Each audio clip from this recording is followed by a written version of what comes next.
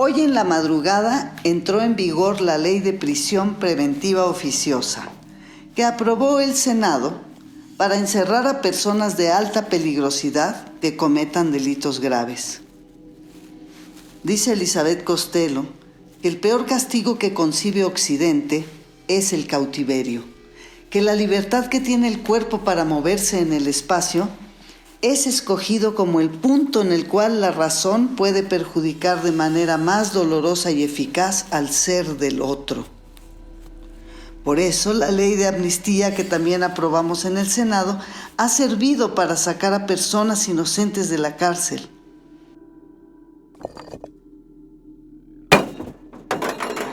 En mitad de una pandemia causada por la demencial relación que tenemos con los demás animales, es momento de que el Senado discuta cómo sacar del cautiverio a millones de seres sintientes y conscientes que son encarcelados desde que nacen hasta que les matan, a pesar de que nunca le han hecho daño a nadie.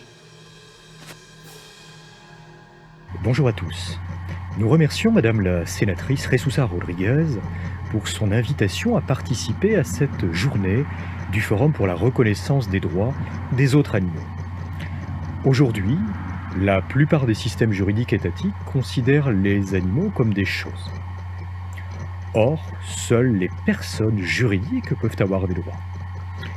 Des données convergentes en provenance des autres sciences confirment que les connaissances actuelles imposent un nouveau regard juridique sur l'animal.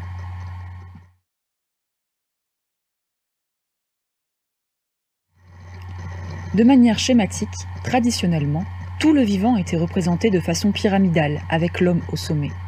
Cette approche n'est plus celle retenue par les scientifiques. Désormais, la classification se fait au sein du buisson du vivant. Ce changement de paradigme est important. Il n'y a pas de hiérarchie dans cette arborescence. De plus, la science démontre chaque jour que les animaux sont des êtres vivants, sensibles et intelligents. Des scientifiques ont en outre récemment affirmé que les animaux non humains possèdent les substrats neurologiques de la conscience, comme les humains. C'est la déclaration de Cambridge. Ce moment historique dans la prise en considération des animaux imposait une réponse juridique fournie par la déclaration de Toulon.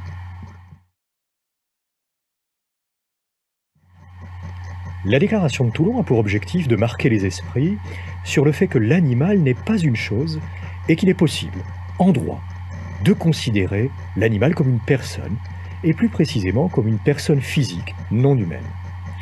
La personnalité juridique ferait de l'animal un sujet de droit et non plus un objet de droit. Ce qui permettrait de rendre le droit cohérent en respectant la division juridique entre les personnes d'un côté et les choses de l'autre. La déclaration de Toulon est à vocation universelle et s'inscrit dans la soft law. Elle pose un principe fort, qui peut être mobilisé par tous ceux qui voudraient faire évoluer le statut juridique de l'animal. La déclaration de Toulon invite à une modification en profondeur de l'ensemble des corpus juridiques relatifs aux animaux, parce qu'il est important de considérer que l'animal est une personne au sens juridique et non une chose. Merci pour votre attention.